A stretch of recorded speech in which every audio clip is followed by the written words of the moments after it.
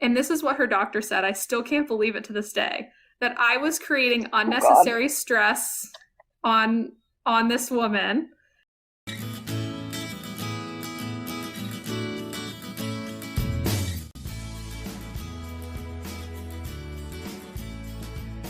Yeah, I mean, I think that it's really awesome we're talking about this because I feel like when people come to Nikki and I, they're restricting to try to calm down symptoms.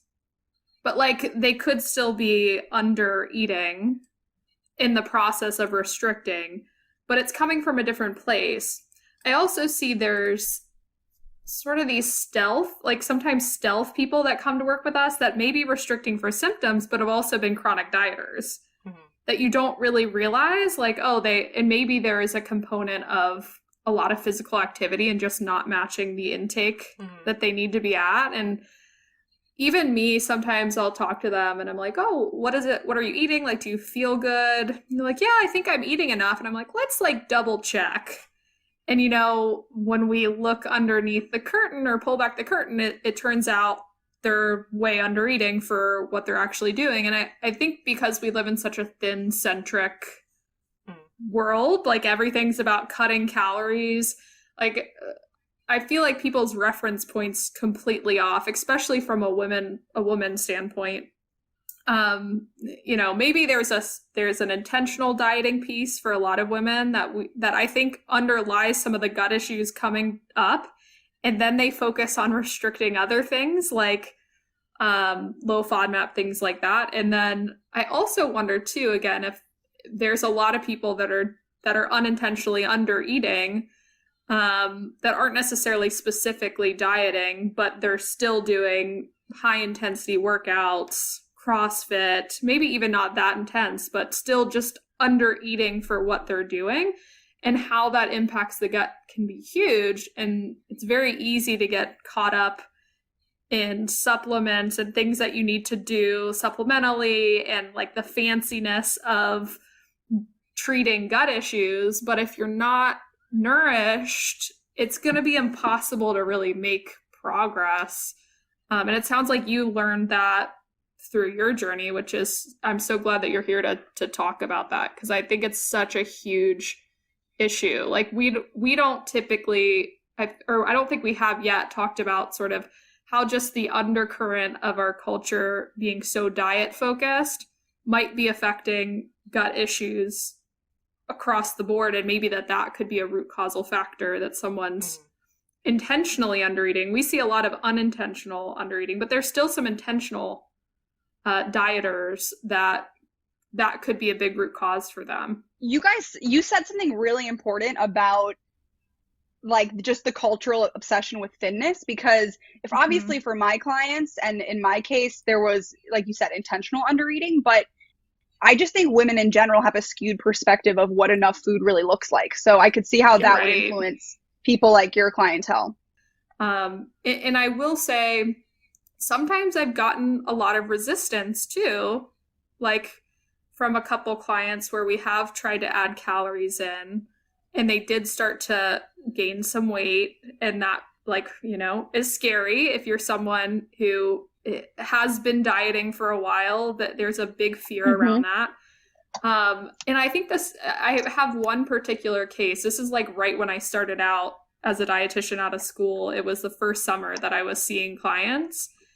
And I was working with a woman who was also in the health space. So she was like a coach of some sort, a health coach, if I remember right. And she was, getting 1,200 calories a day and lifting maybe 3 times a week, doing like pretty active. She had like a young child, feeling miserable, like had every symptom that you could imagine of being undernourished. And we kept slowly building calories up because she was like very apprehensive, and she did gain, maybe 10 pounds or so, like during our time. And I'm like, what? Like, it's a part of the process. Your body's hasn't been used to getting what it needs. But I remember so with this particular client, she went to her doctor And this is what her doctor said. I still can't believe it to this day, that I was creating Oh, God. unnecessary stress on this woman, that she didn't need to eat, I think when we stopped, she was at about 1,800 calories. We were like slowly building up. But the doctor like basically was bitching about me, saying like I was stressing this woman out. And then she stopped working with me because she got validation from her doctor, who probably knows nothing.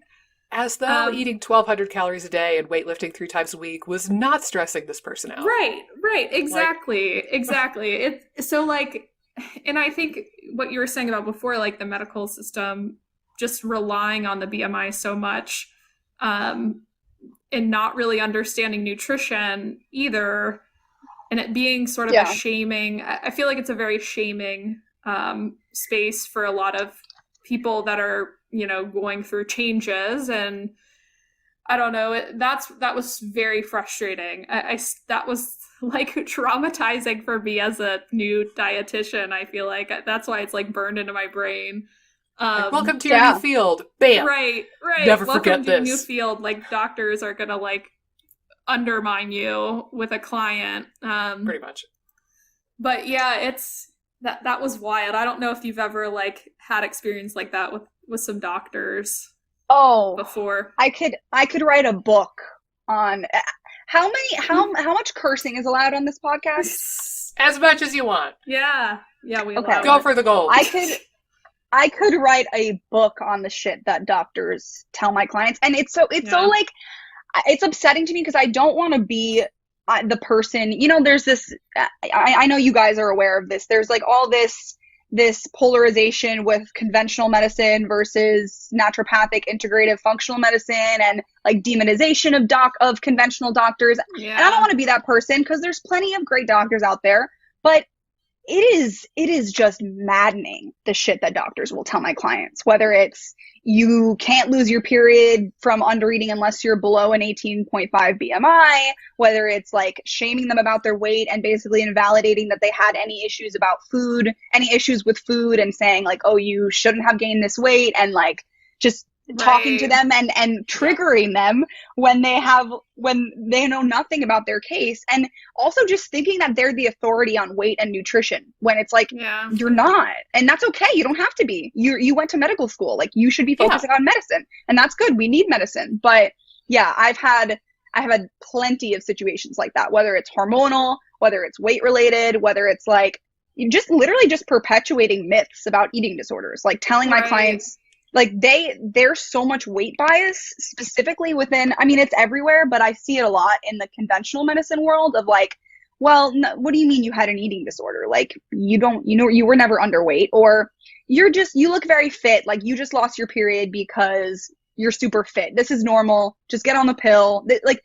I have heard that from most of my clients' doctors. Like I can probably count on 2 of my hands out of all the women I've worked with, the doctors who didn't tell them that. And that's just with hormonal stuff. But yeah, it's a big problem. Yeah. And I will say one other thing too, and you brought it up, but I wanted to highlight it a little bit. It's that like, I do find it really maddening. And I get that there might need to be some collaboration on it, but like as dietitians, we can't diagnose an eating disorder either, even though like it could be so clear to us. Like it has to be diagnosed by an MD. But yet, like what we're saying now, like MDs are not paying attention to it at all because all they're thinking about is BMI. Yeah. And not really. And I find too that there's so little time that they have with a client that they can't really totally understand the full case. And I feel like they don't really develop the skills to coach because they have, a 10-minute window. Like, how are you going to actually coach someone? Oh yeah. So most of the problem is really the medical system that like makes them that way. Right. Well, that's the thing. I think that pretty much everybody, I tell my patients this a lot. I think that most people who get into the medical field, like conventional medicine, probably are good, well-intentioned, smart people who like want to make a difference and they want to help people and they wanted to put their brilliant brains to good use. But then going through medical school, and then going through like a residency or getting a job in the real world burns them the F out. Exactly. And then we're dealing with, like, when you go to your doctor, there's a high likelihood that that person is depressed, anxious, has insomnia, or is just fucking miserable because they hate their life and they realize how broken of a system it is.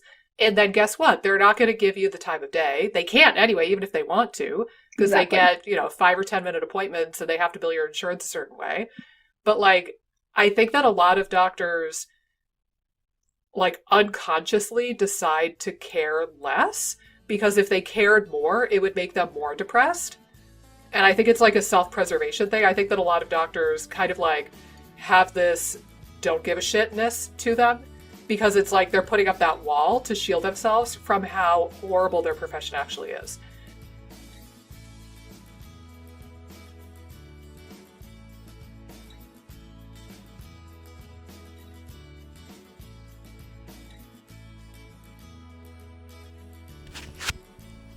Hey guys, if you like this video, be sure to subscribe, ring the bell, click the like button, and leave a comment down below with the videos that you would like to see me do next.